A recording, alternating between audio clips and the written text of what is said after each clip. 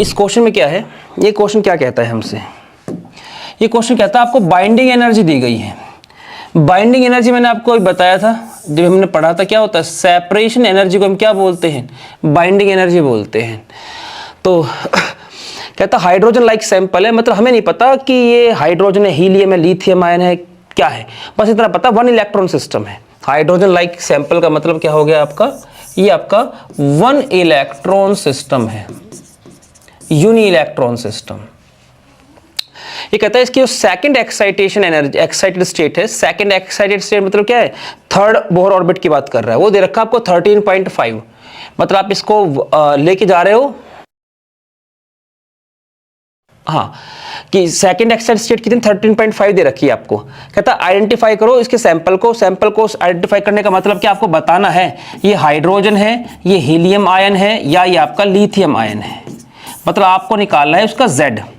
फिर कहता है इस सैंपल की आयनेशन एनर्जी बताओ। फिर कहता है कि जब ये सेकंड स्टेट से थर्ड स्टेट में जाता है, देखो इसने ना ये नहीं बोला है सेकंड एक्साइटेड स्टेट से थर्ड एक्साइटेड स्टेट, इसने बोला है सेकंड स्टेट से थर्ड एक्साइटेड स्टेट। अब थर्ड एक्साइटेड स्टेट क्या होती है आपका, N2 हो जाएगा 4। फर्स्ट एक्साइटेड स्टेट क्या होती है, जब वो ग्राउंड से सेकंड शेल में जाता है, सेकंड बोहर ऑर्बिट में, वो फर्स्ट एक्साइटेड स्टेट। तो थर्ड में जाएगा तो सेकंड एक्साइटेड स्टेट, फोर्थ में जाएगा तो थर्ड एक्साइटेड स्टेट, ठीक है।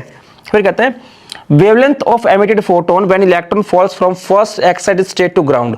कहता है अब जो इलेक्ट्रॉन आपका फर्स्ट एक्साइटेड स्टेट मतलब N2 क्या हो गया आपका 2, वहां से गिर रहा है आपका, मतलब N2 कह रहा हूं मैं, ये कहता है फर्स्ट एक्साइटेड स्टेट का मतलब क्या है, वो कहां से गिर रहा है, सेकंड बोहर ऑर्बिट से गिर रहा है। कहां पे गिर रहा है आपका, ग्राउंड स्टेट में गिर रहा है, मतलब N क्या हो जाएगा 1 जहां वो गिर रहा है।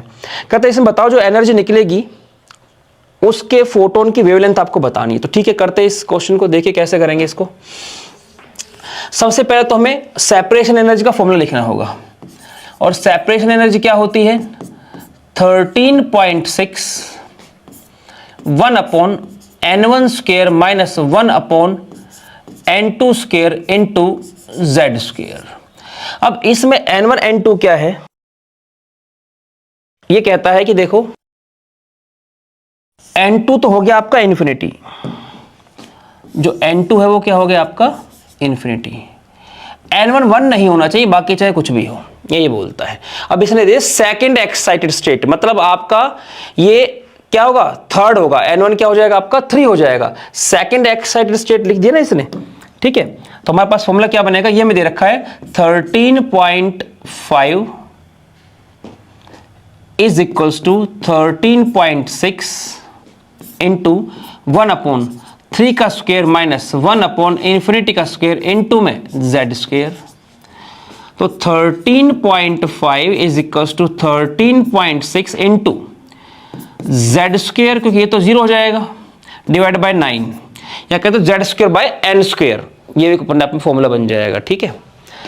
तो यहाँ पे हमारे पास आ जाएगा, सॉरी इसको 3 का स्क्वायर लिखते हैं क्योंकि यहाँ पे स्क्वायर आ रहा है, तो मैं आगे स्क्वायर आसान रहेगा हमारे सोल्व करना। 3 का स्क्वायर इससे से काट दो, लगभग 1 पे चला गया ये, तो मेरे पास क्या आया 1 is equals to Z square by 3 square.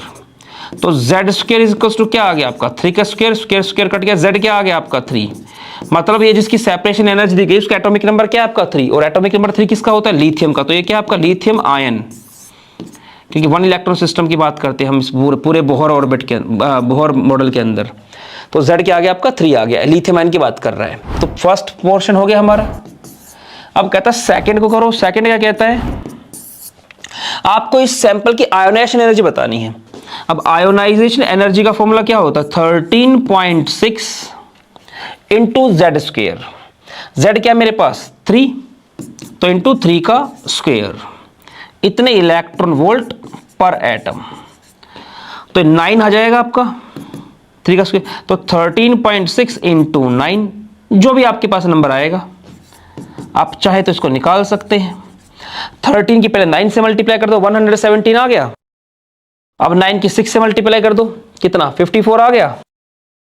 दोनों को ऐड कर दो आप, तो 122.4 इलेक्ट्रॉन वोल्ट पर एटम, ये आ जाएगा हमारे पास। अब इसकी थर्ड पार्ट की बात करते हैं।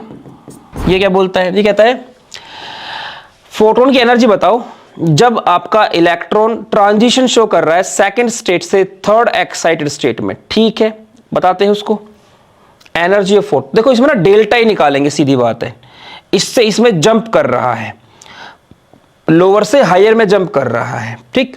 तो आपका डेल्टा का फॉर्मूला क्या होता है, -13 पॉइंट, अच्छा माइनस, इसमें माइनस नहीं आता, डिफरेंस नेगेटिव नहीं होता है, तो 13.6 into 1/n1 square minus 1/n2 square into Z square.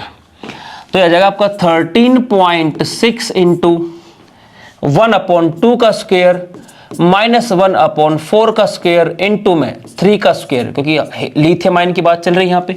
हमारे पास आ गया 13.6 इंटू, देखो 13.6 इंटू जेड स्क्वेयर जो था, कहा गया ये z आपका 9 है, तो इसको सोल्व कर 122.4 आया ना मेरे पास, तो मैं डायरेक्ट ऐसे लिख सकता हूं ना कि भाई ये जो हिस्सा है इस पूरे को सोल्व करके मेरे पास आएगा 122.4, तो 122.4 इंटू इसमें क्या आएगा आपका 16 एलसीएम आ जाएगा, है ना।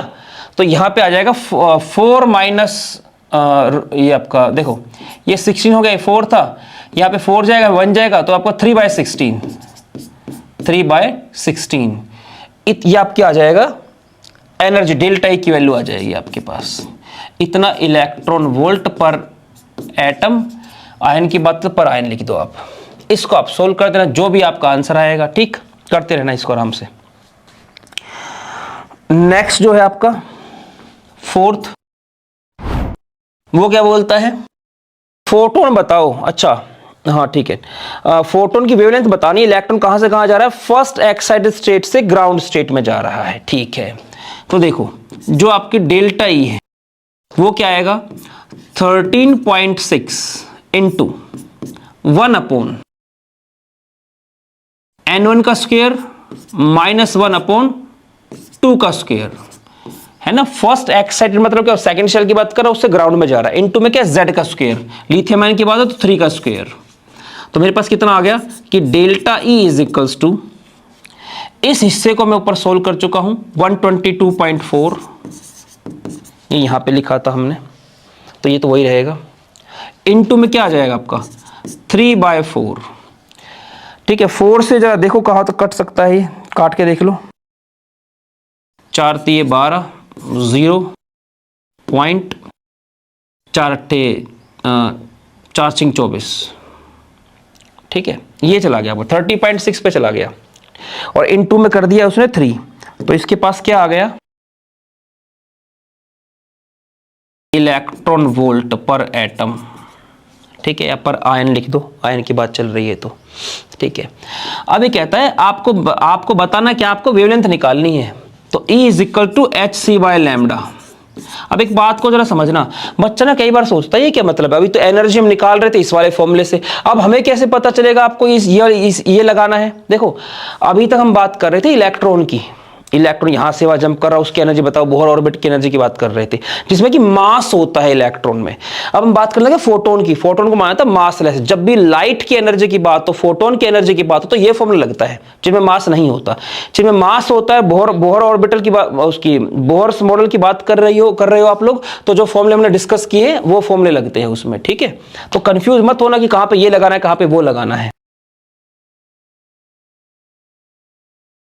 इक्वल टू H, अच्छा इसको पूरे को हमें पता है सोल्व कर क्या आता है, 12400 divide by lambda, lambda angstrom में आता है इससे, तो लैम्डा क्या आ जाएगा 12400 डिवाइड बाय 8।